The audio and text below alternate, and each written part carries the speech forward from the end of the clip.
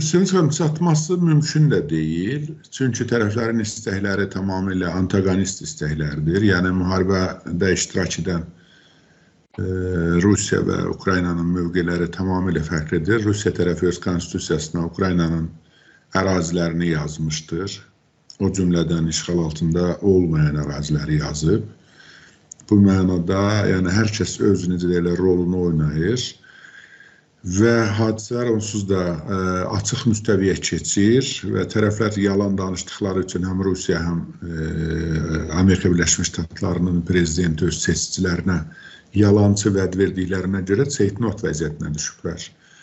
Əgər Amerika Birləşmiş Ştatlarının prezidentinin hakimiyyətinin 3 ayına qədər, yəni onun söz verdiyi müqəddəs Pasxa günlərinə qədər ki, bu il bilirsiniz, katoliklərdə, pravoslavlarda, ümumiyyətcə, xristiyan dünyasında vahid Pasxa günü, bu çox nadir hallarda olan bir şeydir, düşür və bundan istifadə edərək özü və komandası üçün, həm də Putin üçün bir deadline, yəni vaxt məhdudiyyəti, vaxtın kənar həddini təyin edirsə, Rusiya tərəfin bunu edə biləcəyi görsənmir. Çünki Rusiya tərəf bu günləri müharibənin 1133-cü günüdür.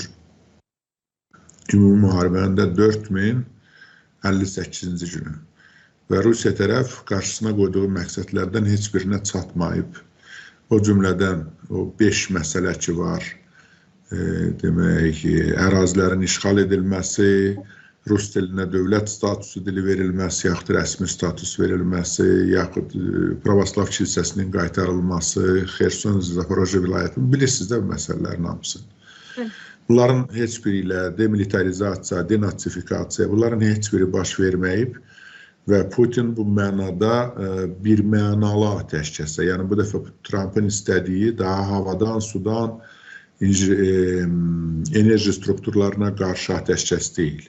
Eyni zamanda bütün istiqamətlərdə 1300 kilometr ərazidə atəşkəs istəyidir ki, buna da Rusiya tərəf gedə bilmir, gedə bilməyəcək də.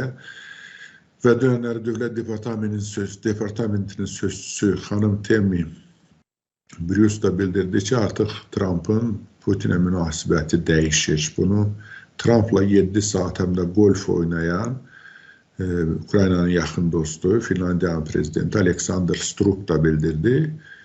Və Sky News-a da müsahibəsində bildirdi. Ukrayna prezidenti ilə telefon danışığında da bildirib, bu da mətbuatda artıq var ki, Trump məndən soruşdu ki, Putinə inanmaq olar. Mən də bir kəlmə ilə dedim ki, yox, mümkün deyil. Ona inanmaq qeyri-mümkündür. Çünki Putin özünü elə bir vəziyyətə salıb ki, nə irəli gələ bilmir, doğrudan belədir.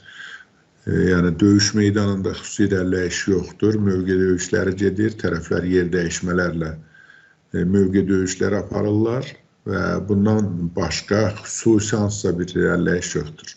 Məlumdur ki, ümumiyyətcə sülh müqaviləsi, təslimçilik və filan fonda baş verir. O zaman baş verir ki, tərəflərdən biri xüsusi zəifdir. Bu mənada nə Ukrayna tərəfi zəif deyil və onun yanında duran, möhkəm duran, ciddi duran Avropa Birliyi və NATO zəif deyil, nə də Rusiya tərəf itkilərindən çəkinmir və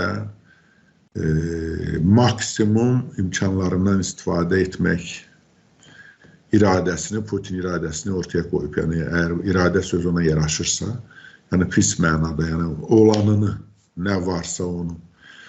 Bax, belə, yəni dönəndə yəqin bildiniz, Buçanın hadisələrinin 3 illiyi idi, 17 Avropa Birliyi dövlətlərinin parlament rəhbərləri, həm də Avropa parlamenti üzvləri Ukraynada idilər. Buçada samitdə keçirdilər və qərarlar da verdilər. Qərarlardan biri bu oldu ki, bu hərbi cinayətləri törədən Putin cəzasız qalmamalıdır və qalmayacaqdır.